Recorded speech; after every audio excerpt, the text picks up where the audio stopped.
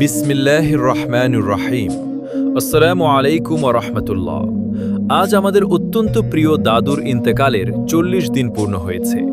সময়ের হিসেবে হয়তো ৪০ দিন পার হয়ে গেছে, কিন্তু তার স্মৃতি, তার ভালোবাসা, তার উপদেশ এবং তার স্নেহময় উপস্থিতি এখনও আমাদের হৃদয়ে অম্লান হয়ে আছে।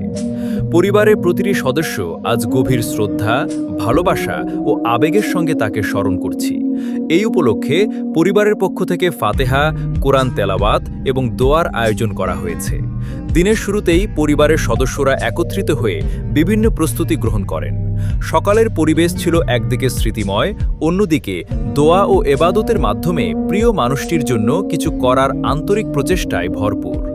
দাদুর স্মরণে আত্মীয় স্বজন, প্রতিবেশী ও শুভাকাঙ্ক্ষীদের জন্য খাবারের ব্যবস্থা করা হয়। রান্নার প্রস্তুতিতে পরিবারের ছোট বড় সবাই নিজেদের সামর্থ্য অনুযায়ী সহযোগিতা করেন। একসঙ্গে কাজ করতে করতে অনেক পুরনো স্মৃতির কথাও উঠে আসে।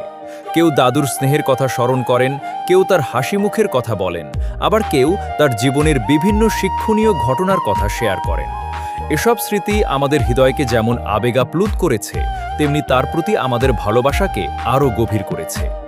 রান্না সম্পন্ন হওয়ার পর অতিথিদের মাঝে খাবার পরিবেশন করা হয়। আত্মীয় স্বজন, প্রতিবেশী ও পরিচিত জনেরা উপস্থিত হয়ে দাদুর জন্য দোয়া করেন এবং পরিবারের প্রতি সমবেদনা ও আন্তরিকতা প্রকাশ করেন।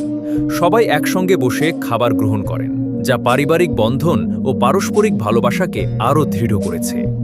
আমাদের প্রিয় দাদু ছিলেন একজন সৎ, পরোপকারী এবং স্নেহশীল মানুষ। তিনি সব সময় পরিবারকে ভালোবাসতেন এবং সবাইকে একসঙ্গে নিয়ে চলার শিক্ষা দিতেন। তার জীবনের অনেক মূল্যবান উপদেশ আজও আমাদের পথ চলায় অনুপ্রেরণা যোগায়। আমরা বিশ্বাস করি একজন মানুষের উত্তম আমল ও মানুষের হৃদয়ে রেখে যাওয়া সুন্দর স্মৃতি আমরা বিশ্বাস করি একজন মানুষের উত্তম আমল ও মানুষের হৃদয়ে রেখে যাওয়া সুন্দর স্মৃতি তার প্রকৃত সম্পদ। আলহামদুলিল্লাহ, দাদু আমাদের মাঝে এমন অনেক সুন্দর স্মৃতি রেখে গেছেন যা আমরা আজীবন বয়ে বেড়াবো। আজকের এই দিনে আমরা মহান আল্লাহ তাআলার দরবারে বিনীতভাবে দোয়া করি, হে আল্লাহ, আপনি আমাদের প্রিয় দাদুকে ক্ষমা করে দিন, তার সকল গুনাহ মাফ করে দিন, তার কবরকে জান্নাতের বাগানসমূহের একটি বাগান বানিয়ে দিন, কবরের আযাব থেকে তাকে হেফাজত করুন এবং তার কবরকে প্রশস্ত, আলোকিত ও শান্তিময় করে দিন। হে আল্লাহ, আপনার অশেষ রহমতে তাকে জান্নাতুল ফেরদাউসের উচ্চ মর্যাদা দান করুন এবং কিয়ামতের দিন তাকে নেককার বান্দাদের সঙ্গে হাসর করুন। একই সঙ্গে আমরা নিজেদের জন্য দোয়া করি যেন আল্লাহ তাআলা আমাদের সবাইকে সৎ পথে পরিচালিত করেন।